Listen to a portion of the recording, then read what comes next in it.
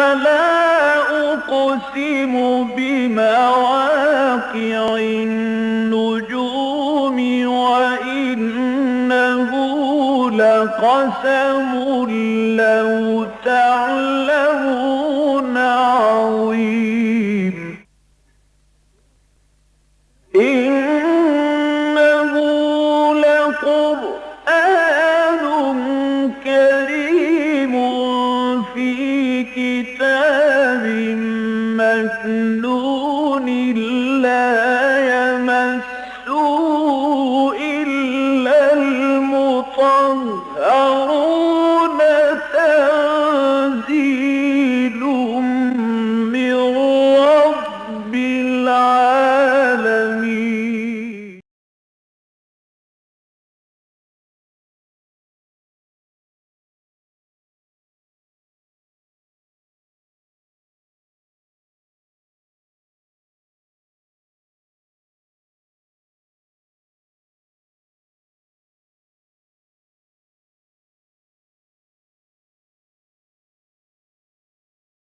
أعوذ بالله من الشيطان الرجيم.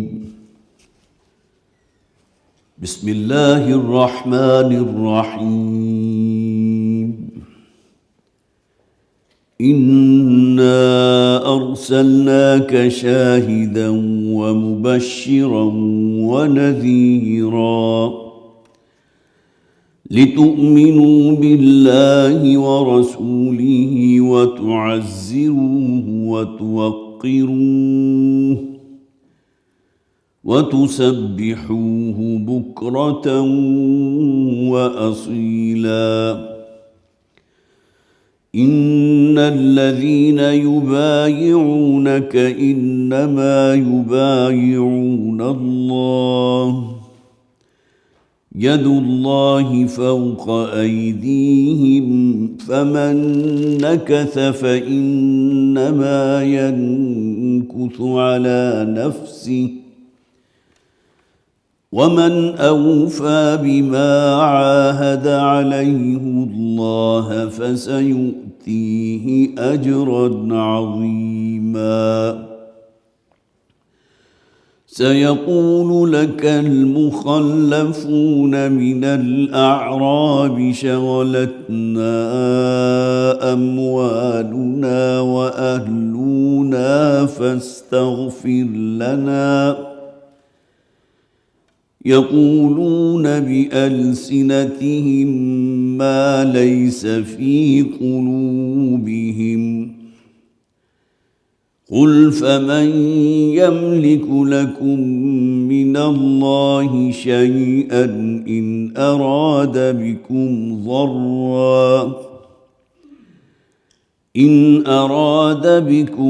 ضرا أو أراد بكم نفعا بل كان الله بما تعملون خبيرا.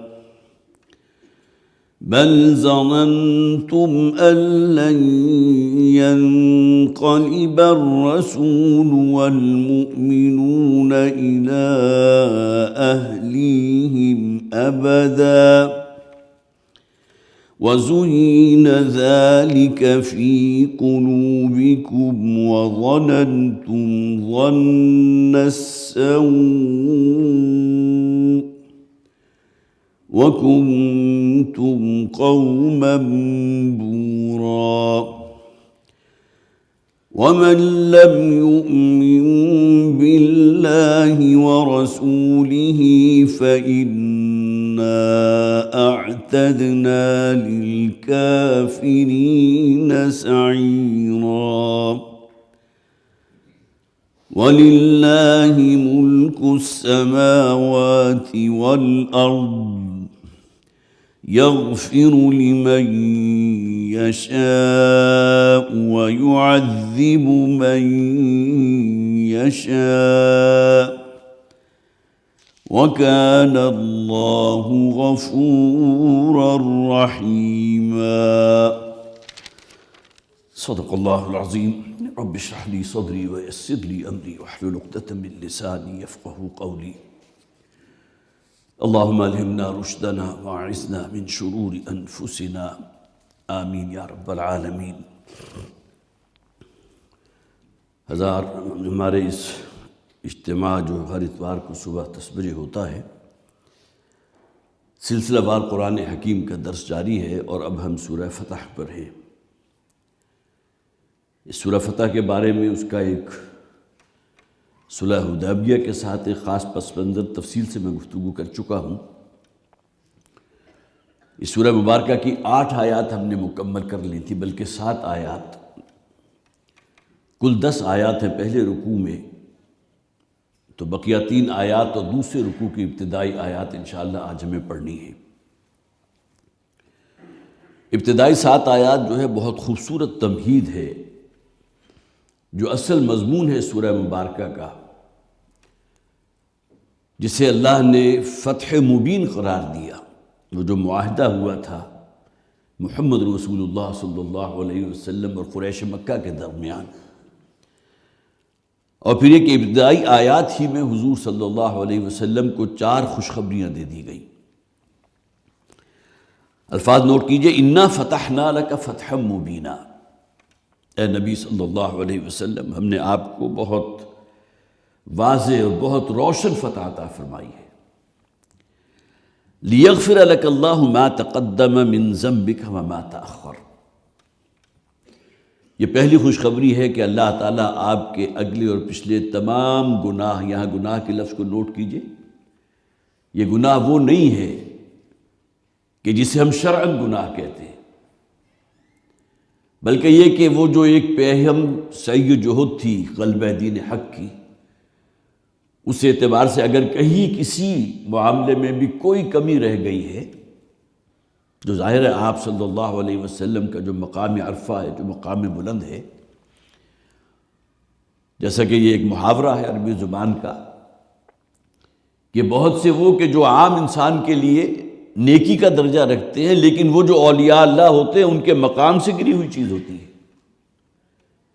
اس لیے کہ وہ جس مقام پر ہیں تو ان سے جو چیزیں اللہ تعالیٰ متوقع رکھتا ہے، جو اللہ چاہتا ہے کہ وہ کریں، اگر اس میں ذرا بھی کوئی کمی اور کوتاہی رہ گئی، جو ہمارے نزدیک ایک بہت بڑا ثواب کا کام ہوگا، بہت نیک عمل ہوگا، تو تفصیل سے میں چونکہ عرض کر چکا ہوں، لہٰذا مختصر وقت میں اب اس کے اعادے کا جو ہے نہ وقت ہے اور نہ یہ کہ اس کے لیے کوئی معاملہ ہوگا، بلکہ یہ کہ اللہ تعالیٰ آپ کے تمام گناہوں کو اگلے پچھلے کو معاف کر چکا۔ دوسری خوشخبری، وَيُتِمَّ نِعْمَتَهُ عَلَيْكَ، اور اللہ تعالیٰ اتمام فرما چکے ہیں اپنی نعمت کا۔ یہ نعمت ہدایت ہے، نعمت دین ہے، یہ قرآن جیسی بڑی نعمت اللہ نے آپ کو عطا کر دی، اور یہی وہ الفاظ ہیں کہ جو ہم نے سورہ اعراف کا غالباً 30 آیت ہے، جس میں الْيَوْمَ أَكْمَلْتُ لَكُمْ دِينَكُمْ وَأَتْمَمْتُ عَلَيْكُمْ نِعْمَتِي، دین کی تکمیل بھی ہو گئی اور نعمت کی جو ہے وہ اتمام ہو گیا، وہ اپنے کلائمیکس پہ پہنچ چکی۔ وَيُتِمَّ نِعْمَتَهُ عَلَيْكَ، اور نمبر 3، وَيَهْدِيَكَ صِرَاطًا مُسْتَقِيمًا، اور اللہ تعالیٰ تو آپ کو راہ یاب کر چکا ہے اس رستے پر کہ جو سیدھا راستہ ہے۔ ظاہر ہے کہ پیشوا ہیں محمد رسول اللہ صلی اللہ علیہ وسلم، اور ان کے پیچھے امت ہے نا، اسی رستے پر چل رہی ہے، جنہیں واقعتاً اپنی دینی ذمہ داریوں کا شعور ہے، اور جو اسلام کو صرف ایک مذہب نہیں سمجھتے، بلکہ وہ سمجھتے ہیں کہ اسلام کا، اس دین کا تعلق جو ہے ہماری زندگی کے ہر شعبے سے ہے۔ اور چوتھی خوشخبری، وَيَنْصُرَكَ اللَّهُ نَصْرًا عَزِيزًا، اور اللہ تعالیٰ نے تو آپ کو وہ مدد پہنچائی ہے، وہ نصرت جو نصرًا عزیزہ ہے، بڑی انوکھی، بڑی بے مثال، بے نظیر، اور یہ صلح حدیبیہ کے بارے میں عرض کیا جا رہا ہے۔ اور اس کے بعد اگلی آیات تھی کہ جس میں بہرحال وہ جو بنیادی ایمانیات ہیں ان کا ذکر بھی ہے، منافقین کا جو کردار اس موقع پر بھی کھل کر آ گیا تھا کہ نبی اکرم صلی اللہ علیہ وسلم نے، جیسا کہ میں نے عرض کیا تھا، جب خواب دیکھا اور آپ نے ارادہ کیا کہ اب ہمیں عمرے کے لیے نکلنا ہے، اگرچہ رخ ہمارا مکے کی طرف ہے، ظاہر ہے بیت اللہ تو وہی ہے نا، لیکن وہاں تو وہ لوگ موجود ہیں اللہ کے رسول کے جانی دشمن ہیں، جو مسلمانوں کو گویا کہ اپنا جانی دشمن سمجھتے ہیں۔ ان تک پہنچ جانا اور ان کے شہر میں داخل ہو جانا گویا کہ اپنے آپ کو ان کے حوالے کر دینے کے مترادف تھا نا۔ تو جو منافقین مدینہ تھے ان کا ظاہر ہے کہ وہ نفاق سامنے آ گیا، انہوں نے کوئی جھوٹے قسمیں بھی کھائی ہیں، بہانے بھی تراشے ہیں، کسی طرح انہیں نہ جانے دیا جائے، اور حضور نے چونکہ جبر نہیں فرمایا تھا۔ یہی وجہ کہ بہت سی احادیث ہیں جو اس پر دلیل ہیں کہ نبی اکرم صلی اللہ علیہ وسلم نے فرمایا کہ میرے ساتھ جو لوگ بھی اس صلح حدیبیہ کا جو سفر تھا جو منتج ہوا تھا بیعت رضوان پر، اور اسی کا ایک شاخسانہ وہ تھا کہ جو آپ کہہ سکتے ہیں جو صلح حدیبیہ کی شکل میں سامنے آیا تھا، تو حضور نے فرمایا ان تمام کے اللہ تعالیٰ نے مغفرت فرما دی۔ اور اگلی آیات میں ذکر بھی آ جائے گا، اب غزوہ خیبر جو تقریباً 1.5 مہینے بعد وقوع پذیر ہوا صلح حدیبیہ کے، اس میں نبی اکرم صلی اللہ علیہ وسلم صرف انہی اصحاب کو اپنے ساتھ لے کر گئے جو اس سفر حدیبیہ میں آپ کے ساتھ تھے، اور جو منافقین اس وقت مدینہ میں موجود تھے انہوں نے پورا زور لگا لیا کہ ہمیں بھی موقع دیا جائے، اس لیے کہ انہیں معلوم تھا کہ وہاں سے جو مال غنیمت ہاتھ لگے گا اگر ہم ساتھ نہ گئے تو ہمیں تو حصہ نہیں ملے گا۔ اس کا ذکر ہم انشاءاللہ دوسری رکوع میں پڑھ لیں گے جو ابتدائی آیات ابھی میں نے آپ کے سامنے پڑھی ہے۔ بہرحال اسی ضمن میں اب آگے فرمایا گیا، اب جو گویا جیسا کہ میں نے عرض کیا کہ تمہید جو ہے وہ ابتدائی آیات ہیں۔ انا ارسلناک شاہدا ومبشرا ونذیرا، اے نبی صلی اللہ علیہ وسلم ہم نے آپ کو گواہ بنایا ہے، ہم نے بھیجا ہے آپ کو گواہی دینے کے لیے، اور مبشر بنا کر بھیجا ہے، خوشخبری دینے والے، اور نذیر بنایا ہے، ڈر سنانے والے، خبردار کرنے والے، لتؤمنوا باللہ ورسولہ، تاکہ اے اہل ایمان، اے مسلمانوں تم ایمان محکم رکھو اللہ پر، اللہ کے رسول پر، وتعزروہ وتوقروہ وتسبحوہ بکرۃ واصیلا، اور تم مدد کرو ہمارے رسول کی۔ اس لیے کہ سیاق و سباق اگر آپ اپنے سامنے رکھیں گے، لِتُؤْمِنُوا بِاللَّهِ وَرَسُولِهِ وَتُعَزِّرُوهُ وَتُوَقِّرُوهُ، یہاں وہ طا آپ کو لکھا ہوا نظر آ رہا ہے، گویا کہ یہاں وقفہ ہے، وَتُسَبِّحُوهُ بُكْرَةً وَأَصِيلًا۔ تو اکثر و بیشتر مفسرین نے تو یہاں یہی مراد لیا ہے کہ جو نصرت کا ذکر کیا گیا، جو مدد کرو، تو مراد کون ہے؟ اللہ کے رسول کی مدد کرو، اللہ کے دین کی مدد کرو، اور تعظیم اور توقیر کرو، کس کی؟ اللہ کے رسول کی، اور وہ دین ہدایت جو اللہ تعالیٰ نے تمہارے لیے محمد رسول اللہ صلی اللہ علیہ وسلم کے ہاتھ تم تک پہنچا ہے، اس پر اللہ کا شکر ادا کرو۔ وَتُسَبِّحُوهُ بُكْرَةً وَأَصِيلًا، اور تسبیح کرو اللہ کی۔ تسبیح محمد کی نہیں ہوگی صلی اللہ علیہ وسلم، تسبیح تو اللہ کی ہوگی۔ سبحان اللہ کے الفاظ ہیں، سبحانک اللہم وبحمدک نستغفرک ونتوب الیک، سبحان اللہ وبحمدہ عدد خلقہ ورضا نفسہ وزنۃ عرشہ ومداد کلماتہ، انتہائی جامع تعریف ہے، تسبیح ہے اللہ کی۔ مختلف انداز، مختلف اسالیب آپ کو قرآن حکیم میں بھی مل جاتی ہے، اسی طرح احادیث کے اندر بھی موجود ہیں۔ تو یہ جو دو صیغے ہیں تعزروہ و توقروہ، یہاں گویا کہ اصل مراد ہے محمد رسول اللہ صلی اللہ علیہ وسلم، آپ کی تعظیم و توقیر بھی اور آپ کی نصرت اور حمایت بھی، دست و بازو بنے محمد کے صلی اللہ علیہ وسلم۔ ظاہر ہے کہ یہ مشن جو اللہ تعالیٰ نے اپنے رسول کے کاندھے پر ڈالا ہے انہیں اکیلے تو مکمل نہیں کرنا نا۔ اسی سورہ مبارکہ کی آخری آیت جو ہے وہ کیا ہے؟ محمد رسول اللہ والذین معہ اشداء علی الکفار رحماء بینہم، محمد اللہ کے رسول ہیں صلی اللہ علیہ وسلم، اور اس کے بعد آگے تذکرہ ہو رہا ہے، تعریف ہو رہی ہے کن لوگوں کی؟ وہ لوگ کہ جو آپ کے ساتھی بنے، جو آپ کے دست و بازو بنے، جو آپ کے مددگار بنے، اللہ کے دین کو پھیلانے کے لیے، اس کو قائم کرنے کے لیے جنہوں نے اپنی جانوں تک کا نذرانہ پیش کر دیا، اس سے بڑی گواہی تو کوئی نہیں ہو سکتی۔ تو یہ پہلی دو جو ہیں تعزروہ و توقروہ، اس کی نسبت ہے محمد رسول اللہ صلی اللہ علیہ وسلم کی طرف، وَتُسَبِّحُوهُ بُكْرَةً وَأَصِيلًا، اور صبح و شام اللہ کی تسبیح کرتے رہو۔ اب صبح و شام سے مراد کیا ہے؟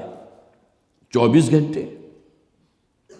یہ اصل میں دو اوقات ہیں جن کو متعین کر دیا، گویا کہ یہ آپ کہیے کہ ایک احاطہ کر لیا گیا، جیسے کہ ہم مشرق و مغرب کا ایک اصطلاح استعمال کرتے ہیں کہ فلاں شخص کی علمیت کا چرچا جو ہے مشرق و مغرب میں پھیلا ہوا ہے، حالانکہ شمال بھی اس میں شامل ہے، جنوب بھی شامل ہے، گویا کہ 4 دانگ عالم میں۔ تو یہاں سبحوہ بکرۃ و اصیلا گویا کہ صبح و شام صرف یہ ایسا نہیں ہے کہ صرف یہی اوقات مقرر ہیں اللہ کی تسبیح کے. آناء اللیل و اطراف النہار قرآن میں یہ بھی کہا گیا. سورج غروب ہوتا ہے تو اس سے متصلاً قبل بھی متصلاً بعد بھی، اور اسی طرح سورج طلوع ہونے سے متصلاً قبل بھی اس کے بعد بھی. اگرچہ یہ دو اوقات جو ہیں سورج کے طلوع ہونے کے اور غروب ہونے کے، یہ سب کے نزدیک مکروہ اوقات ہیں کہ اس میں آپ سجدہ نہیں کر سکتے، تسبیح و تحمید کر سکتے، سجدہ نہیں کر سکتے. اس لیے کہ جو بھی سورج پرست لوگ تھے ان کے اوقات یہی ہوتے تھے، ادھر سورج طلوع ہو رہا ہے وہ سجدہ ریز ہو گئے. گویا کہ ان کا خدا تو سورج ہے نا، سورج دیوتا کو اگر وہ اپنا جو ہے خدا مانتے ہیں تو وہ صبح اور غروب جب ہو رہا ہے تب بھی اس کو سجدہ کر رہے ہیں. تو ان دو اوقات کو الگ کر دیجئے. باقی صبح و شام سے مراد ہے کہ کثرت کے ساتھ تسبیح کرو اللہ کی، جسے بہت خوبصورت انداز میں یہ بھی کہا گیا کہ تمہارے دل میں اللہ موجود رہے. اگر اللہ سے غافل ہو گئے تو معلوم ہوا کہ اب یہ جو دورانیہ گزرا ہے جس میں اللہ سے غفلت ہو چکی ہے وہ ایک نوع کے کفر میں گزرا، اور اس کے لیے گویا کہ ظاہر احساس کی شدت ہے نا کسی شخص کی. جو دم غافل سو دم کافر، یہ محاورہ آپ نے سنا ہوگا کہ جو لمحات بھی انسان کے غفلت میں بیتتے ہیں جس میں ان کے دل میں اللہ موجود نہیں ہوتا، تو گویا کہ وہ ایک اعتبار سے اللہ سے غافل ہیں تو اب کس طرف متوجہ ہیں؟ دنیا کی طرف. دنیاوی خواہشات ہیں، نفسانی خواہشات ہیں، یہی تمام چیزیں ہیں نا. آلٹرنیٹ تو یہی ہیں دو، یا تو دل میں دنیا ہوگی یا دین ہوگا. ہاں دین و دنیا دونوں کا بھی ایک بہت ہی معتدل مرکب ہو سکتا ہے، اس میں کوئی شک نہیں، لیکن اس اعتدال کو قائم رکھنا کوئی آسان کام نہیں ہے. یا تو انسان جو ہے ایک ایکسٹریم پر چلا جائے گا دنیا داری میں، اگر وہ محبت ذرا گاڑی ہو گئی تو اب معلوم ہوا کہ اب اسی طرف سفر جاری ہے. اب نمازیں بھی اپنے وقت پر ادا نہیں ہو رہی، نمازوں سے بھی غفلت ہو رہی ہے، اور شاعر دینی کا بھی اہتمام نہیں ہو رہا. یہ معاملہ دین کے ساتھ بھی ہوتا ہے. وَأَمَّا مَنْ أَعْطَى وَاتَّقَى وَصَدَّقَ بِالْحُسْنَى فَسَنُيَسِّرُهُ لِلْيُسْرَى.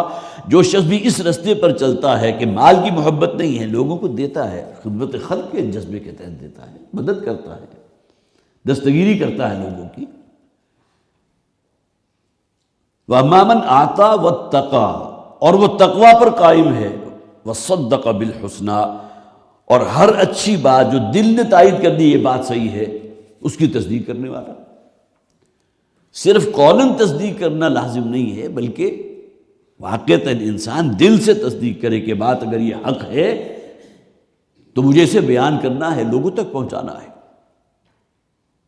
وَلَوْ عَلَىٰ أَنفُسِهِمْ أَوِ الْوَالِدَيْنِ وَالْأَقْرَبِينَ، خواہ وہ بات اس کے اپنے نفس کے، اپنی ذات کے خلاف جا رہی ہو، اس کے والدین کے خلاف جا رہی ہو، لیکن یہ حق پر رہے تو اللہ تعالیٰ ان کے لیے ان رستوں کو کھول دیتا ہے. تو لِتُؤْمِنُوا بِاللَّهِ وَرَسُولِهِ وَتُعَزِّرُوهُ وَتُوَقِّرُوهُ وَتُسَبِّحُوهُ بُكْرَةً وَأَصِيلًا، اور وہ تسبیح کریں اس کی صبح و شام. إِنَّ الَّذِينَ يُبَايِعُونَكَ إِنَّمَا يُبَايِعُونَ اللَّهَ. یہاں بھی دو آیات، دو آراء موجود ہیں. ایک تو یہ کہ یہ آیہ مبارکہ جو ہے یہ ایک عمومی انداز میں ہے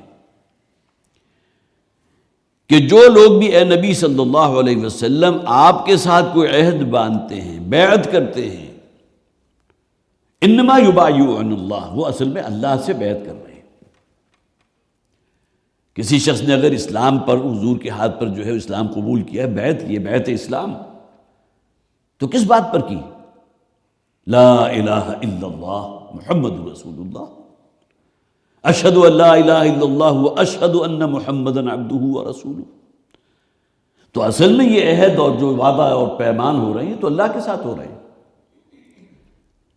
اگرچہ اسلام کی بیعت حضور کے ہاتھ پر ہے، جیسے کہ اگلی آیات میں ہم پڑھ بھی لیں گے، جو بیعت رضوان ہے اس کا الگ سے ذکر موجود ہے، اس کے لیے بہت سے واقعات بھی موجود ہیں جس میں نبی اکرم صلی اللہ علیہ وسلم نے اپنے ایک ہاتھ کو عثمان کا ہاتھ قرار دے کر اور دوسرا ہاتھ اللہ کے رسول کا، اور عثمان کی طرف سے خود بیعت کی. اور اس کے بعد تو 1400 صحابہ کرام، صرف ایک یا دو ایکسیپشنز ہیں، اس لیے کہ بیعت علی الموت تھی نا، اس کا ذکر آ جائے گا، لہٰذا اس موقع پر اس کا جو ہے میرا خیال ہے تفسیر بیان نہیں کرنی چاہیے. تو اصولی طور پر یہ بیان کیا جا رہا ہے ان الذین یبایعونک، اے نبی صلی اللہ علیہ وسلم، جو لوگ بھی آپ سے بیعت کا قلادہ اپنے گردن میں ڈالتے ہیں اصل میں وہ اللہ سے بیعت کر رہے ہیں۔ ید اللہ فوق ایدیہم، اس لیے کہ اللہ کا ہاتھ ہوتا ہے اوپر۔ جو سعادت حاصل ہوئی محمد رسول اللہ صلی اللہ علیہ وسلم کے ہاتھ پر بیعت کرنے کی، تو اصل میں ایک تیسرا ہاتھ بھی ہے جو غیر مرئی ہے، جو آپ کو نظر نہیں آ رہا۔ رسول کا ہاتھ بھی موجود ہے اور بیعت کرنے والے کا ہاتھ بھی موجود ہے، لیکن ایک اور ہاتھ ہے کہ جو سعادت اور برکت کا بہت بڑا مظہر ہے، اور وہ ہاتھ اللہ کا ہے۔ جیسے کہ حدیث کے الفاظ ہیں ید اللہ علی الجماعہ، انفرادی کوشش کیجئے، دین کے لیے کیجئے، آگے بڑھیے، لیکن اگر کوئی منظم کوشش کرنی ہے تو جماعت جو ہے اس پر اللہ کا گویا کہ سایہ رحمت ہوتا ہے، اللہ کا ہاتھ ہوتا ہے۔ ید اللہ فوق ایدیہم، اللہ کا ہاتھ ہے اصل میں۔ فمن نکث فانما ینکث علی نفسہ، تو جو شخص بھی اس عہد کو توڑے گا، جو وعدہ کیا اس کی خلاف ورزی کرے گا، فانما ینکث علی نفسہ، تو وہ اپنے ہی خلاف گویا کہ ایک دلیل فراہم کر رہا ہے، وہ توڑ رہا ہے اپنے عہد کو۔ اس نے اللہ کا کچھ نہیں بگاڑا۔ اللہ جو رب العزت ہے، رب کائنات ہے، خالق و مخلوق میں کوئی نسبت و تناسب ہے ہی نہیں۔ کہاں ہم جو ہیں، جسے ہم عام طور پر کہا جاتا ہے کہ گندگی کے کیڑے ہیں، کہاں سے ہمارا وجود آغاز ہوا ہے، اور بالآخر مٹی میں مل کر ہم بالکل مٹی ہو جائیں گے، ہمارا کوئی وجود تک باقی نہیں رہے گا۔ کہاں اللہ کی ذات الحی القیوم، کوئی نسبت و تناسب نہیں۔ تو اللہ کے رسول کے ہاتھ پر جو بیعت کی ہے، اگر اس کے اندر تم خیانت کرو گے، اس بیعت کو توڑو گے، اس کے خلاف چلو گے، تو اس کا وبال تمہارے اپنے اوپر جائے گا، اس کی سزا پھر تمہیں بھگتنی ہوگی۔ فَإِنَّمَا يَنْكُثُ عَلَىٰ نَفْسِهِ، تو اپنے نقصان میں توڑ رہا ہے نا۔ اس دنیا میں تو ممکن ہے کسی شخص نے بیعت کی ہو حضور کے ہاتھ پر، بیعت علی الجہاد، اور اس کے بعد پھر وہ جو ہے وہاں سے پسپائی اختیار کر لے، جسے ہم معنوی ارتداد کہتے ہیں۔ تو اس نے اللہ کا تو کچھ نہیں بگاڑا، نہ اللہ کے رسول کا کچھ بگاڑا ہے، لیکن یہ کہ اپنے آپ کو تباہ اور ہلاک اور برباد کر دیا۔ فَإِنَّمَا يَنْكُثُ عَلَىٰ نَفْسِهِ وَمَنْ أَوْفَىٰ بِمَا عَاهَدَ عَلَيْهُ اللَّهُ، اور جو شخص بھی پورا کرتا ہے، وفا کرتا ہے اس چیز کو جس پر اس نے اللہ سے وعدہ کیا تھا۔ اگرچہ بیعت ہو رہی ہے حضور کے ہاتھ پر، لیکن اصل بیعت اللہ کے ساتھ ہے۔ تو جو شخص بھی اللہ سے کیے ہوئے اس عہد کو توڑتا ہے، وَمَنْ أَوْفَىٰ بِمَا عَاهَدَ عَلَيْهِ اللَّهُ، جو شخص بھی پورا کرتا ہے اس عہد کو جو اللہ کے ساتھ اس نے کیا، فَسَيُؤْتِيهِ أَجْرًا عَظِيمًا، تو اللہ تعالیٰ اسے تو بہت بڑا اجر عطا فرمائے گا۔ اس لیے کہ اب یہاں تو جان کا خطرہ بھی ہے، مال کا خطرہ بھی ہے۔ جب نکلے ہیں جہاد کے لیے، قتال کے لیے، بیعت کی ہے، جیسا کہ غزوہ یہ صلح حدیبیہ کا جو واقعہ ہوا تھا، تو اس میں تو بیعت علی الموت تھی۔ اگرچہ دو روایات موجود ہیں، جو احادیث جو ہیں اس میں موجود ہیں۔ حضرت عبداللہ ابن جابر رضی اللہ تعالیٰ عنہ کی روایت ہے، ایک اور کسی صحابی کی روایت ہے کہ ایک میں الفاظ یہ ہے کہ حضور نے ہم سے موت پر بیعت لی، بیعت علی الموت، اور دوسری روایت یہ کہ حضور نے ہم سے بیعت لی تھی کہ ہم اب یہاں سے واپس نہیں جائیں گے۔ حالانکہ دونوں کا مفہوم بالکل ایک ہی ہے، اللہ نفر رہا، ہم یہاں سے واپس نہیں جائیں گے۔ اور یہ اس وقت کا واقعہ ہے جبکہ حضرت عثمان رضی اللہ تعالیٰ عنہ جب گئے تھے، اور حضور نے خود بھیجا تھا انہیں کہ جا کر کچھ سمجھا ان قریش کے رؤسا کو، ان کے سرداروں کو، کہ ہماری نیت کوئی جنگ کی نہیں ہے، نہ ہم بیت اللہ پر قبضہ کرنا چاہتے ہیں، ہم تو صرف عمرے کی ادائیگی کے لیے آئے۔ حضرت عثمان نے ان کے ساتھ جو بھی نیگوشیٹ کیا ہوگا، انہیں کنونس کرنے کی کوشش کی ہوگی، یقین دہانی کرائی ہوگی، لیکن یہ سب سے بڑی جسے آپ کہیے رسوائی تھی ان لوگوں کے لیے کہ جن کے ساتھ ان کی جانی دشمنی تھی، انہیں اپنی آنکھوں سے دیکھتے بیت اللہ کا طواف کرتے ہوئے، یہ تو ان کے لیے ناممکن تھا۔ لہٰذا یہ اونٹ کسی طرح اس کروٹ نہیں بیٹھا کہ حضرت عثمان جیسی، جسے آپ کہیے کہ ایک مکہ میں جن کی ایک حیثیت تسلیم کی جاتی تھی، اور بہرحال وہ اس خاندان سے تھے کہ جس کی بڑی عزت تھی۔ حضرت عمر رضی اللہ تعالیٰ عنہ جو ہے انہیں بھی نبی اکرم صلی اللہ علیہ وسلم کا خیال تھا کہ ان کو بھیجیں گے، لیکن حضرت عمر رضی اللہ تعالیٰ عنہ نے خود پروپوز کیا تھا حضرت عثمان کو رضی اللہ تعالیٰ عنہ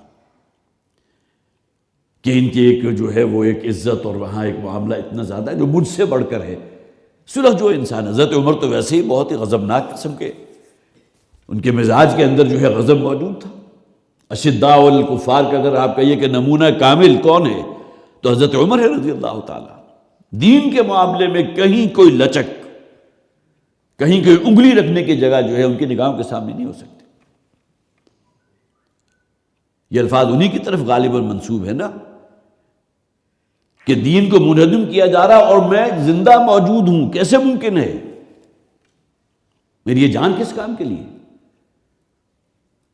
تو حضرت عمر رضی اللہ تعالیٰ عنہ کو اگر بھیجا جاتا تو ممکن ہے کہ وہاں کوئی جو ہے اسی کے اندر کوئی تلخی ہو جاتی، بات آگے بڑھ جاتی، اور نبی اکرم صلی اللہ علیہ وسلم بھی ہرگز نہیں چاہتے تھے کہ کوئی مسلح جو ہے وہ تصادم ہو۔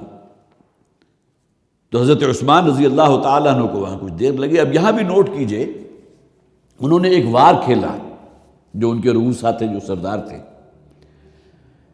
حضرت عثمان سے کہا کہ آپ کو ہم اجازت دیتے ہیں کہ آپ بیت اللہ کا طواف کر لیجئے، ہم آپ کے راستے میں رکاوٹ نہیں بنیں گے۔ اس پر اب وہ جو غیرت تھی دین کی اور محمد رسول اللہ صلی اللہ علیہ وسلم کے ساتھ ایک محبت کا معاملہ، انہوں نے چٹا انکار کر دیا کہ میں طواف کروں اور اللہ کے رسول یہاں سے واپس چلے جائیں، یہ ممکن نہیں۔ ان کی طرف سے یہ جسے آپ کہیے نا وہ دانہ ڈالا گیا تھا، اور ظاہر ہے کہ اگر آپ سوچیں بھی اور اس کو دیکھیں بھی تو عین امکان ہے کہ موقع تھا اور حضور وہاں پہنچ گئے، سین کعبہ کے اندر موجود ہیں حضرت عثمان رضی اللہ تعالیٰ، انہیں دعوت بھی دی جا رہی ہے، تو بعد میں کہہ بھی سکتے تھے وہ کہ میرے لیے موقع تھا، میں نے کہا چلیں میں تو طواف کر دوں، لیکن نہیں، واپس آ گئے، نہیں طواف کیا۔ تو جو کوئی بھی وفا کرتا ہے اس عہد کو جو اس نے اللہ کے ساتھ کیا ہو، فَسَيُؤْتِيهِ أَجْرًا عَظِيمًا، تو ہم تو اس کو بہت بڑا اجر عطا فرمائیں گے۔ یہاں بھی نوٹ کیجئے، علامہ آلوسی رحمۃ اللہ علیہ نے خاص طور پر ایک یہ علیہ اللہ کے جو الفاظ ہیں، پورے قرآن میں یہ الفاظ نہیں ہیں، علیہ کے الفاظ آپ کو 20 یا نہیں شاید 100 سے بھی زیادہ مرتبہ ہوں گے یقیناً، لیکن علیہ ہی لفظ آتا ہے ہمیشہ۔ تو اس میں ایک تو خاص طور پر حفاظت قرآن کا اگر اس سبجیکٹ کو اپنے سامنے رکھیے کہ اگر اس زمانے میں علیہ اللہ ہی حضور پر جو نازل ہوا تھا، اس زمانے میں اگر اس طرح پڑھا گیا تو آج تک 1450 برس گزر جانے کے باوجود بھی علیہ اللہ پڑھا جاتا ہے، جو عربی کی کسی نحو میں نہیں آتا۔ لیکن بدقسمتی یہ ہے نا کہ وہ لوگ جو سمجھتے ہیں کہ عربی، یہ قرآن حکیم کی عربی کو ہم جو نحوی اصول ہیں اس کے تابع کر دیں، وہ تو ظاہر ناممکن بات ہے، بلکہ اس کے برعکس معاملہ ہونا چاہیے کہ نحو تابع ہونی چاہیے عربی متن کے۔ تو اب یہاں اس کی مختلف تعویلات بھی کی گئی ہیں، علیہ اللہ کیوں آیا؟ ایک تو یہ کہ ایک جو علیہ ہی کی بجائے علیہ ہو جو کہ الفاظ ہیں، تو یہ اصل میں ہوا کا مخفف ہے، ہو اللہ، آگے اللہ کا لفظ آ رہا ہے علیہ اللہ، تو گویا کہ ہوا کا جو ہے اس کو یہاں پیش کی شکل میں ظاہر کر دیا گیا۔ اور دوسری ہے کہ اس کے اندر جو ہے ایک عظمت کا معاملہ اور اللہ تعالیٰ کا جو مقام بلند ہے اس کی طرف بھی اشارہ ہے کہ علیہ کا لفظ تو ہر جگہ استعمال ہو رہا ہے، لیکن علیہ اللہ جو ہے وہ گویا کہ اس میں اللہ کی عظمت کی طرف بھی اشارہ ہے، اور بہت بڑا اشارہ ہے۔ اور دوسرے یہ کہ بہرحال یہ اللہ کا ہو اللہ جو ہے اسی کا ایک عکس ہے کہ جو علیہ کے اوپر ہو کے اوپر جو ضمہ آ رہا ہے، پیش آ رہا ہے۔ سَيَقُولُ لَكَ الْمُخَلَّفُونَ مِنَ الْأَعْرَابِ شَغَلَتْنَا أَمْوَالُنَا۔ اب دیکھیں یہ بات ہونی تھی، اس لیے کہ جو منافقین مدینہ تھے انہوں نے تو یہ سمجھ لیا تھا کہ اب یہ محمد صلی اللہ علیہ وسلم اور آپ کے ساتھ یہ جو دیوانے جا رہے ہیں، جو موت کے منہ میں جا رہے ہیں، انہیں یقین تھا اس بات کا اب یہ واپس نہیں آئیں گے، ان میں سے کوئی شخص واپس آ کر اپنے گھر بار کو نہیں دیکھ سکے گا، سب کے سب وہیں شہید ہو جائیں گے۔ اس لیے کہ ان کا جو دل کی بات تھی وہ قرآن حکیم نے بھی، آخر اللہ تعالیٰ تو دلوں کے حالات کو جاننے والا ہے، قرآن نے نقل کر دی۔ لیکن اب جب انہیں معلوم ہوا کہ حضور واپس آ رہے ہیں، کوئی کسی کا جو ہے خون تک نہیں بہا۔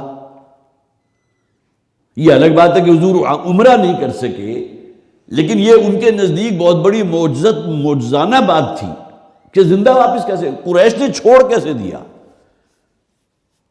اب جو کریم تھی اس وقت مسلمانوں کی، وہ حضور کے ساتھ تھی کل 1400۔ خالد بن ولید تقریباً 400 افراد کا دستہ لے کر کھڑے ہوئے تھے، اس وقت تک ایمان نہیں لائے تھے،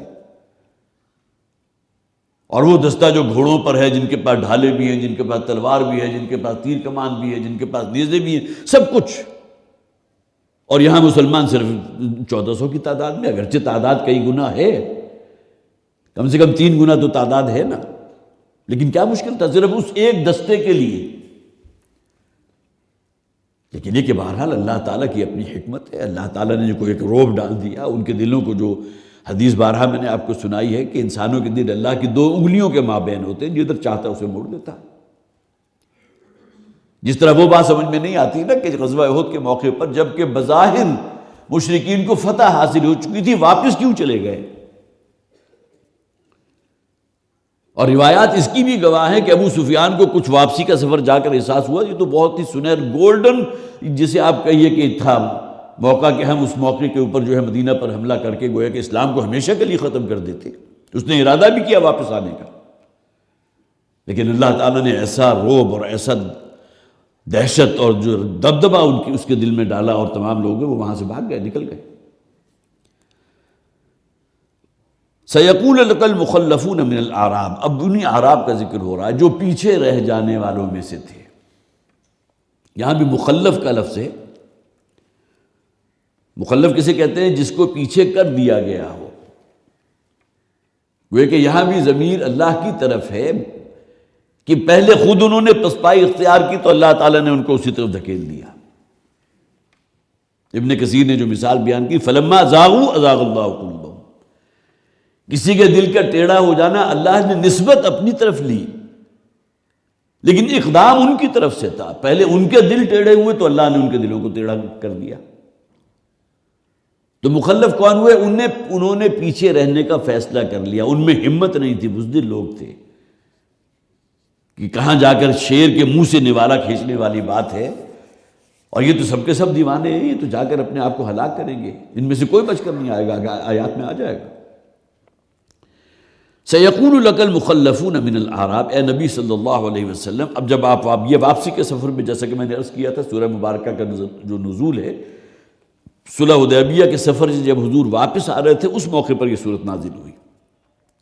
تو جو پیچھے رہ جانے والے تھے وہ عنقریب جب آپ پہنچیں گے مدینہ تو آپ سے آ کر کہیں گے شغلتنا اموالنا واہلونا، اصل میں ہم تو اس لیے آپ کے ساتھ نہیں جا سکے تھے کہ ہم ذرا مشغول تھے، اپنا کوئی کھیتی باڑی تھی، کوئی مال تجارت تھی، کوئی دکانداری تھی، اور وہ یہ کہ کوئی بچہ بیمار تھا، کوئی معاملہ یہ تھا، کچھ وہ تھا۔ ہمارے مال اور ہماری اولاد جو ہے اہلونا، ہمارے گھر والے، وہ اصل میں ہمارے راستے کی رکاوٹ بن گئے۔ ہمارا تو پورا ارادہ تھا ساتھ جانے کا، اور ہم آپ کو یقین دلا رہے ہیں ہم نے ساتھ جانا تھا۔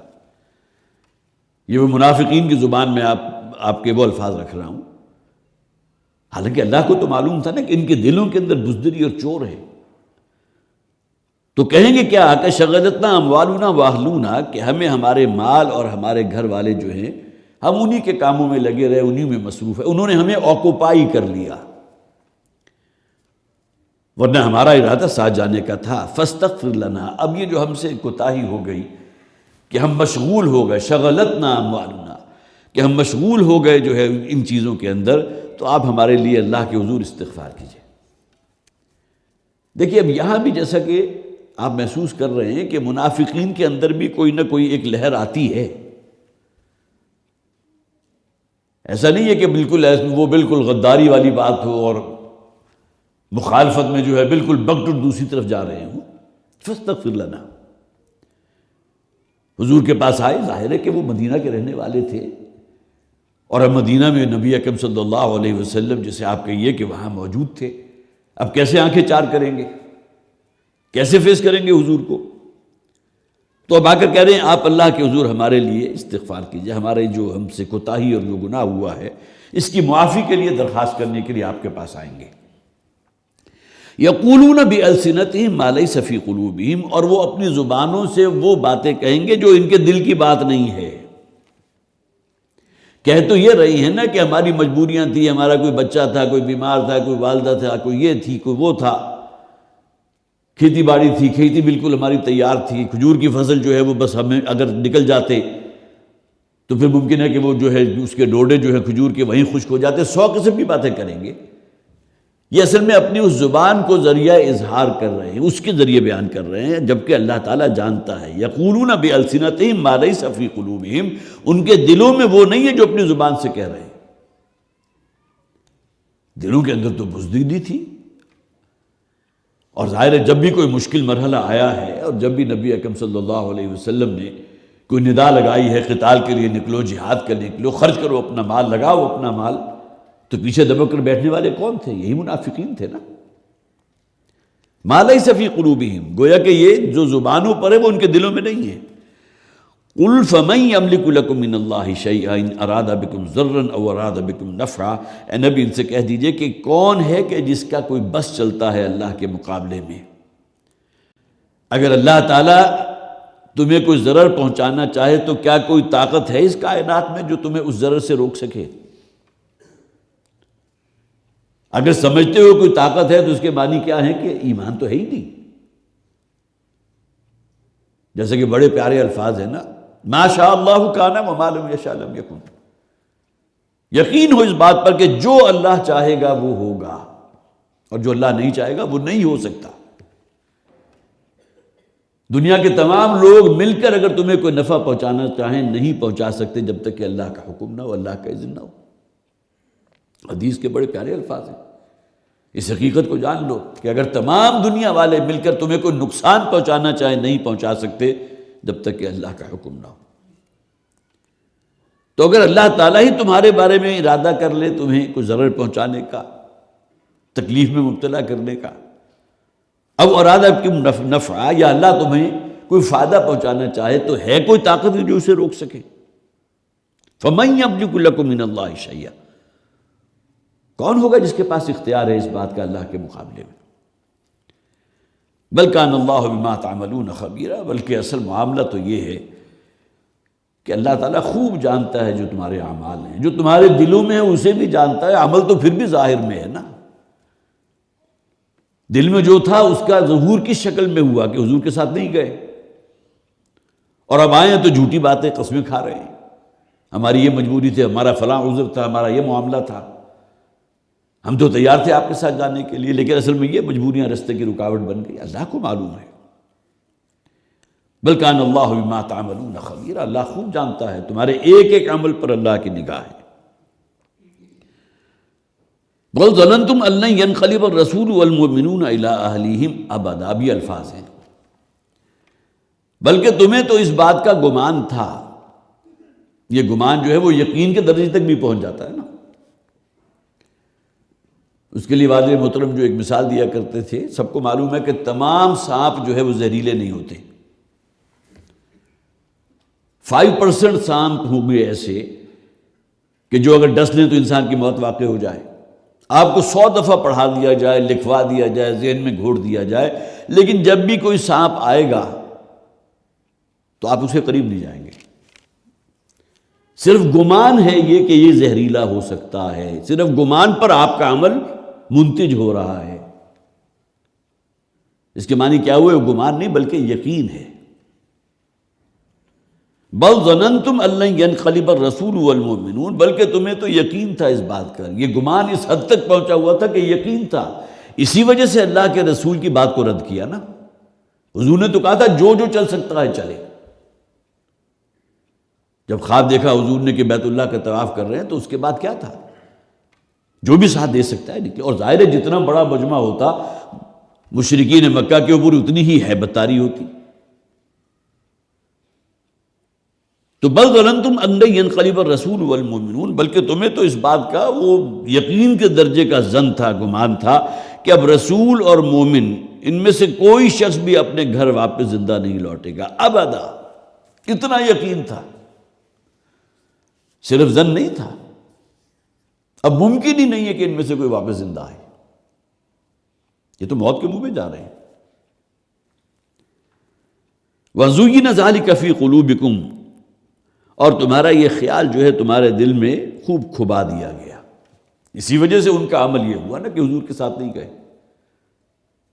اب جب واپس صحیح سلام 1400 کے 1400 صحابہ واپس آ گئے تو اب جو ہے وہ گھگی بنی ہوئی ہے، اب آ رہے ہیں حضور کے پاس کہ شغلتنا اموالنا و اولادنا، ہمارے مال اور ہماری اولاد جو ہے ان میں ہم کچھ مشغول ہو گئے تھے، باقی ہماری تو خواہش تھی ہم آپ کے ساتھ جاتے، آپ کا ساتھ دیتے، ہم میں سے کوئی پیچھے نہ رہتا۔ یہ سب کہنے کی باتیں ہیں۔ ویسے بعض اوقات یہ آیات پڑھتے ہوئے یا بلکہ بیان کرتے ہوئے مجھے خیال آتا ہے کہ اگر ہم اپنے آپ کو اسیس کریں کہ ہمیں وہ دور مل گیا ہوتا تو ہمارا طرز عمل کیا ہوتا، ہر شخص کو جواب مل جائے گا اندر سے۔ عافیت کوشی، سہل پسندی، کوئی زخمی نہ ہو جائیں، کہیں جان نہ چلی جائے، مستقبل کا کیا بنے گا، یہی چیزیں پیش نظر رہتی نا۔ تو نبی اکرم صلی اللہ علیہ وسلم کے دور میں جن کا یہ طرز عمل ہے انہیں تو ہم کہیں منافق، ان المنافقین فی الدرک الاسفل من النار، اور اپنے آپ کو اسیس کریں تو معلوم ہوا کہ وہ جذبہ اور وہ یقین کہ معلوم ہو رہا ہے کہ بالکل موت کے منہ میں جا رہے ہیں، ہم اگر اس موقع پر ہوتے تو ہمارا طرز عمل کیا ہوتا؟ اب صرف ایک کوشچن مارک ہے، میں تو اپنے آپ کو ناکام پاتا ہوں۔ ہر شخص اس کو اپنے آپ کو اسیس کر سکتا ہے، جبکہ یہاں کسوٹی یہ بات ہے کہ دین کے رستے میں اگر ان چیزوں کی وجہ سے انسان رکتا ہے، پسپائی اختیار کرتا ہے، ارتداد معنوی کرتا ہے، تو اس کے معنی کیا ہے؟ خاص طور پر نبی اکرم صلی اللہ علیہ وسلم کی ذات جو اللہ کے رسول ہیں، حجت ہے، اور ان کے ساتھ کسی شخص کا یہ طرز عمل ہو تو وَزُيِّنَ ذَلِكَ فِي قُلُوبِكُمْ، اور تمہارے اس خیال کو، یہ جو تم نے یہ سمجھا تھا نا کہ اب کبھی رسول جو ہے واپس نہیں آئیں گے، نہ رسول نہ اہل ایمان زندہ واپس نہیں لوٹیں گے، وَزُيِّنَ ذَلِكَ فِي قُلُوبِكُمْ وَظَنَنْتُمْ ظَنَّ السَّوْءِ، اور یہ بات جو ہے تمہارے دل میں کھب گئی، کھبا دی گئی۔ ظاہر ہے کہ شیطان کو یہ اختیار تو ہے، الَّذِي يُوَسْوِسُ فِي صُدُورِ النَّاسِ، اگر یہ اختیار ہے کہ وہ انسان کے دلوں کے اندر بھی رسائی حاصل کرتا ہے، ان میں بھی وسوسہ اندازی کرتا ہے، اور شیطان انسان کے اعمال کو بڑا مزین بھی کر دیتا ہے، وہ سمجھتا ہے، انسان کو باور کرواتا ہے کہ میں حق پر ہوں۔ وَظَنَنْتُمْ ظَنَّ السَّوْءِ، اور تم نے تو بڑے بڑے برے گمان کیے تھے کہ یہ بھی ہو سکتا ہے، وہ بھی ہو سکتا ہے، سب کو قتل کیا جائے گا، سب کو قید کر دیا جائے گا، سب کے ساتھ مسلح کر دیا جائے گا، پتہ نہیں کیا کچھ تم لوگوں نے سوچا، اور اللہ تعالیٰ کو تمہارے دل کی حالات کی خوب خبر تھی۔ وَكُنْتُمْ قَوْمًا بُورًا، یوں منافقین کے بارے میں کہا جا رہا ہے، اور تم تو تھے ہی وہ، بورا اصل میں بائرون کی جمع ہے۔ بائرون اس شخص کو بھی کہتے ہیں کہ جو فاسق ہو، جو فاجر ہو، اور پھر یہ کہ جو ہدایت سے دور ہو، اور ایک اس کا جو ہے ترجمہ یہ بھی کیا گیا کہ ہلاکت جس کے اوپر مسلط کر دی ہو۔ وَكُنْتُمْ قَوْمًا بُورًا، اور تم تو لوگ ہو ہی وہ کہ جو ہلاکت سے دوچار ہو کر رہو گے، تمہارے لیے کوئی فوز و فلاح، کوئی جنت اور وہ وعدے جو کیے گئے تھے وہ تمہارے لیے نہیں ہے۔ وَكُنْتُمْ قَوْمًا بُورًا وَمَن لَّمْ يُؤْمِن بِاللَّهِ وَرَسُولِهِ، اور جو شخص بھی ایمان نہیں رکھتا اللہ اور اللہ کے رسول پر، فَإِنَّا أَعْتَدْنَا لِلْكَافِرِينَ سَعِيرًا، یہاں بھی نوٹ کیجئے کافر کا لفظ آ گیا، ذکر کن کا ہو رہا ہے؟ منافقین کا، پیچھے رہ جانے والوں کا۔ مدینہ میں تو کوئی مشرک کافر موجود نہیں تھا نا، انہی کا ذکر ہو رہا ہے۔ فَأَعْتَدْنَا لِلْكَافِرِينَ سَعِيرًا، جو شخص بھی اللہ اور اللہ کے رسول پر ایمان اور اس کے تقاضوں کو ادا نہیں کرتا تو انہی لوگوں کے لیے، ان کافروں کے لیے ہم نے وہ دہکتی ہوئی آگ تیار کر رکھی ہے۔ منافقین اور یہاں کافرین کا لفظ آ گیا اسی اصطلاح میں۔ وَلِلَّهِ مُلْكُ السَّمَاوَاتِ وَالْأَرْضِ، اب یہ شان استغنا ہے، زمین و آسمان کی ہر شے اللہ کے کنٹرول میں ہے، اللہ کی ملک ہے، اسے تم لوگوں کی مدد کی ضرورت نہیں ہے۔ فرشتے موجود ہیں، کسی ایک فرشتے کو کوئی حکم دے گا تو ان تمام کفار اور مشرکین کا اس پورے ارضی پر سے صفایا ہو جائے گا۔ سب کچھ ہو سکتا ہے، اللہ اختیار میں سب کچھ ہے۔ وَلِلَّهِ مِلْكُ السَّمَاوَاتِ وَالْأَرْضِ، اللہ ہی کی بادشاہی ہے، اللہ ہی کا راج ہے، اللہ ہی کا اختیار ہے، ملک ہے جو اس زمین و آسمان میں ہے۔ يَغْفِرُ لِمَن يَشَاءُ وَيُعَذِّبُ مَن يَشَاءُ، وہ جسے چاہتا ہے معاف فرما دیتا ہے، جسے چاہتا ہے معاف فرما دیتا ہے۔ یہاں بھی نوٹ کر لیجیے اسی بات کو، جو معافی کا طلبگار ہوتا ہے اسے معاف کرتا ہے۔ ایک شخص ہو ہی سرکش، ابلیس کا پیروکار، اور اس کی وہ یہ سمجھے کہ مجھے بھی معاف کر دیا جائے گا۔ اللہ کو اختیار ہے، کر سکتا ہے، لیکن یہ اللہ کی سنت نہیں ہے۔ ہم یہ بھی نہیں کہہ سکتے کہ ابو جہل کو لازماً اللہ جہنم میں داخل کرے گا، اللہ کا اختیار ہے، وہ چاہے تو اسے جہنم سے بچا لے۔ بعض احادیث میں ایسی چھوٹی چھوٹی نیکیوں کا بھی ذکر ہوتا ہے کہ جو گویا کہ خوشخبری بن جاتی ہیں ان کے لیے، ان لوگوں کے لیے کہ جنت ان کا وعدہ ہے۔ وہ آپ نے وہ قصہ سنا ہوگا، صحیح حدیث کے اندر موجود ہے۔ ایک آبرو باختہ عورت تھی، کسی ایک بچے کو، چھوٹا جو ایک کتے کا بچہ تھا یا بلی کا بچہ تھا، اسے بھوکا پیاسا دیکھا، اور اس کے بعد پھر یہ کہ اس کی سیوا کر دی، اس کو کھلا پلا دیا۔ اللہ کو اس کی ادا اتنی پسند آئی کہ اللہ نے اسے معاف کر دیا۔ اس قسم کی حدیث بھی آپ کو ملتی ہے۔ یہ اللہ تعالیٰ کی شان استغنا ہے، لیکن اسی شان استغنا کو انسان اگر اپنے حق میں دلیل بنا لے کہ میں تو کفر کی اور شرک کی اور معصیتوں کی اور منافقت کے رستے پر آگے سے آگے بڑھتا رہوں گا، اللہ تعالیٰ مجھے معاف کر دے گا، خار ہیں، بدکار ہیں، ڈوبے ہوئے ذلت میں ہیں، لیکن جو کچھ بھی ہے تیرے محبوب کی امت میں ہے۔ یہ اللہ کی سنت نہیں ہے۔ قرآن کا مطالعہ کر لیں، یغفر لمن یشاء ویعذب من یشاء، مفہوم وہی ہے کہ اللہ تعالیٰ معاف فرما دے گا جسے چاہے گا، جس کے لیے اللہ چاہے گا کہ اسے توبہ کی توفیق حاصل ہو جائے اور توبہ کر لے، اپنے اندر اصلاح پیدا کر لے، ورنہ ان آیات کو کہاں لے کر جائیں گے جہاں توبہ کی شرائط کا ذکر ہے۔ الا من تاب وآمن وعمل عملا صالحا، توبہ تو صرف انہی لوگوں کے اللہ کے ہاں مقبول ہوگی، یا معافی یغفر لمن یشاء، یہ انہی لوگوں کے لیے نوید ہے جو باز آتے ہیں، توبہ کرتے ہیں، ندامت پشیمانی کے جذبات کے ساتھ، ایمان کی تجدید کرتے ہیں اور نیک اعمال میں لگ جاتے ہیں۔ فَأُولَٰئِکَ يَتُوبُ مِنَ اللَّهِ مَتَابًا، الفاظ یہ موجود ہے کہ یہ وہ لوگ ہیں کہ جن کی توبہ کو اللہ تعالیٰ پہ شرف قبولیت عطا فرمائے گا۔ یغفر لمن یشاء ویعذب من یشاء، اللہ تعالیٰ جسے چاہے گا اسے معاف فرما دے گا، اور جس کے لیے اللہ کا فیصلہ ہوگا، جسے اللہ چاہے گا اسے عذاب میں ڈالے گا۔ وَكَانَ اللَّهُ غَفُورًا رَحِيمًا، اور اللہ تعالیٰ جو ہے وہ انتہائی مغفرت فرمانے والا، کمال رحمت والا ہے۔ اس میں گویا کہ ایک اعتبار سے نوید بھی ہے ان منافقین کے لیے کہ جنہیں اب اگر یہ احساس ہو گیا ہے کہ ہم نے غلطی کی تھی، ہم حق پر نہیں تھے، ہمیں اللہ کے رسول کا دست و بازو بننا چاہیے تھا، ہمیں ساتھ دینا چاہیے تھا، تو ان کے لیے بھی نوید ہے، اب بھی اپنے طرز عمل کے اندر تبدیلی لے آؤ، اپنی ترجیحات کو تبدیل کر دو۔ تو اللہ تعالیٰ ان اللہ غفور الرحیم، وکان اللہ غفور الرحیم، اور اللہ تعالیٰ غفور ہے اور معاف فرمانے والا ہے۔ بارک اللہ لی ولکم فی القرآن العظیم ونفعنی وإیاکم بالآیات والذکر الحکیم۔